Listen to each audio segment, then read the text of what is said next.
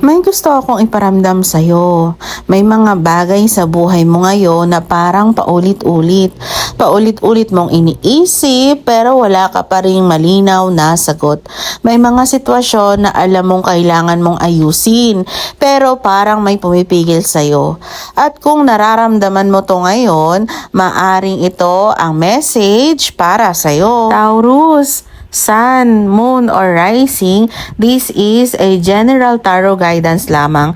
Hindi lahat ay magre-resonate at okay lang yun. Kung may maramdaman kang tugma sa'yo, kunin mo. Kung hindi, hayaan mo lang. Para mas accurate ang guidance, pwede mong i-check ang iyong Sun, Moon, or Rising sign online sa mga trusted astrology websites. At paalala lang, hindi ako nagme-message ng una.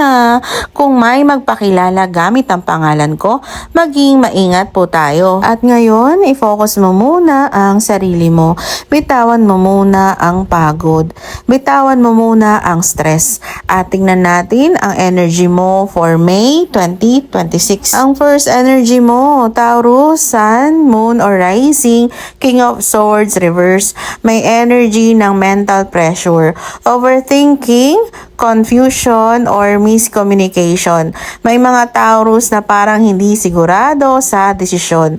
Parang may kulang sa clarity. Hindi dahil mahina ka, kundi dahil overloaded ka. May pagod, hindi lang physical, kundi emotional. Parang gusto mo na lang magpahinga. Parang napagod ka na lumaban, pero nandito ka pa rin. May completion ng energy. May matatapos, cycle, situation, or phase. At kasabay nito, may attachment. May bagay o tao na kailangan mong i-release. Hindi dahil mali, kundi dahil hindi na align. May paglabas ka sa limitasyon. May realization na hindi ka na dapat nakakulong. Sa isip, sa takot o sa sitwasyon. May healing pero hindi instant. May mga araw na okay ka, may mga araw na hindi.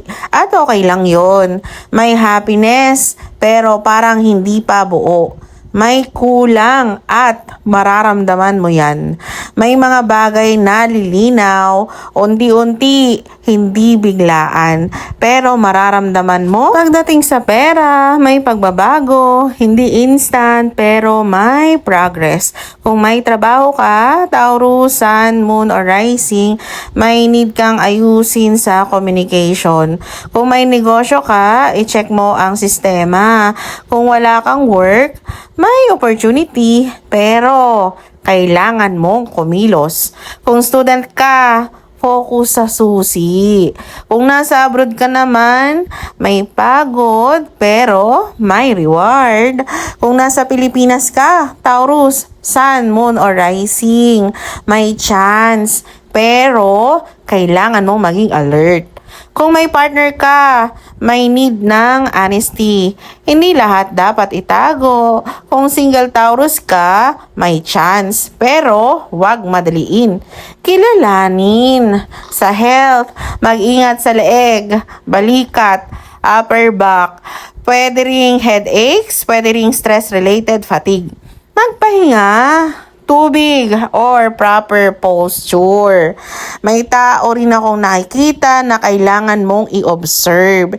Hindi lahat nagsasalita, malinaw ang intensyon. Pero may taong genuine, kailangan mo lang pansinin.